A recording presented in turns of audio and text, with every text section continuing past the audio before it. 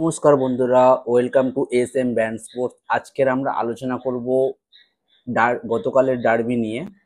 ভাই, যেদিন দিন ভালো যায় না সেদিন কিছুই ভালো হয় না। তো মোহনবাগানের জন্য খারাপ দিন ছিল। যখন লিস্টনের শটটা বারে লেগে ফিরে আসে, তখনই বুঝে গেছিলাম যে আজকের মোহনবাগানের দিন নয়। যাই হোক, এই একটা হার থেকে শিক্ষা নিতে হবে। ভবিষ্যতে আরো বড় টুর্নামেন্ট রয়েছে। এশিয়াতে ভারতকে রিপ্রেজেন্ট করতে চলেছে মোহনবাগান।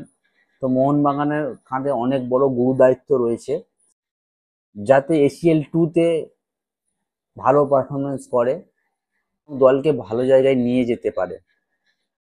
ইস্টবেঙ্গলের কোচ অস্কার ব্রুজো তার গুরুত্বপূর্ণ মিডফিল্ডার না থাকা সত্ত্বেও সাউল ক্রেসপোকে মাঝ মাঠে খেলিয়ে অসম্ভব ভালো মাঝ মাঠে দখল রেখেছিল।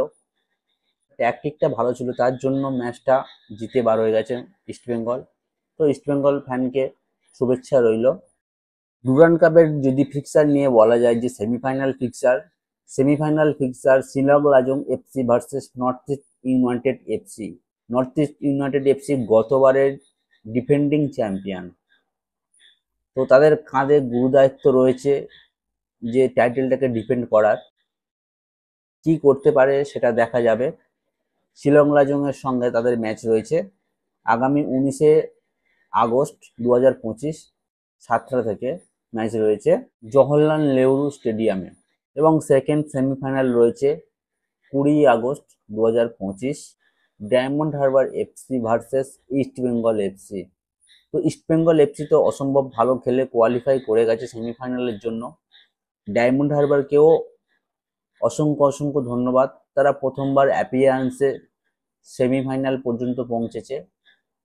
আশা করব যাতে আরো ভালো কিছু করতে পারে।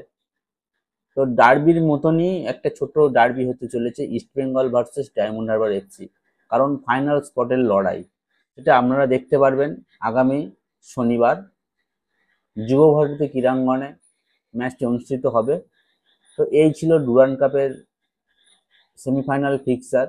মোহনবাগান সম্পর্কে আপনাদের কি মতামত রয়েছে অবশ্যই কমেন্ট করে জানাবেন। কোথায় ভুল রয়েছে কোচের, ম্যানেজমেন্টের কি ভুল রয়েছে, সেগুলো কোথায় শুধরাতে হবে।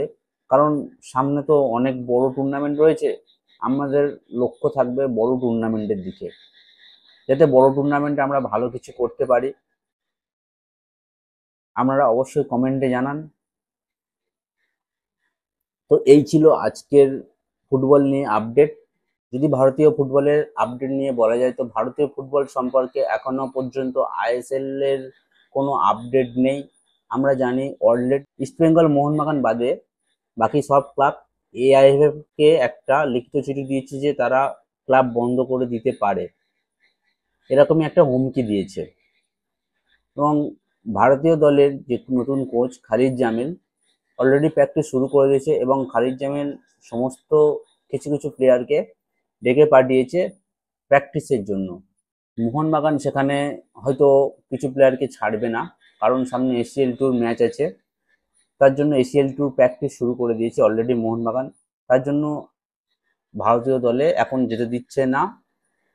মোহনবাগানের যেসব প্লেয়ার ভারতীয় দলে চান্স পেয়েছে সেসব প্লেয়ারকে এখন যেতে দিচ্ছে না মোহনবাগান।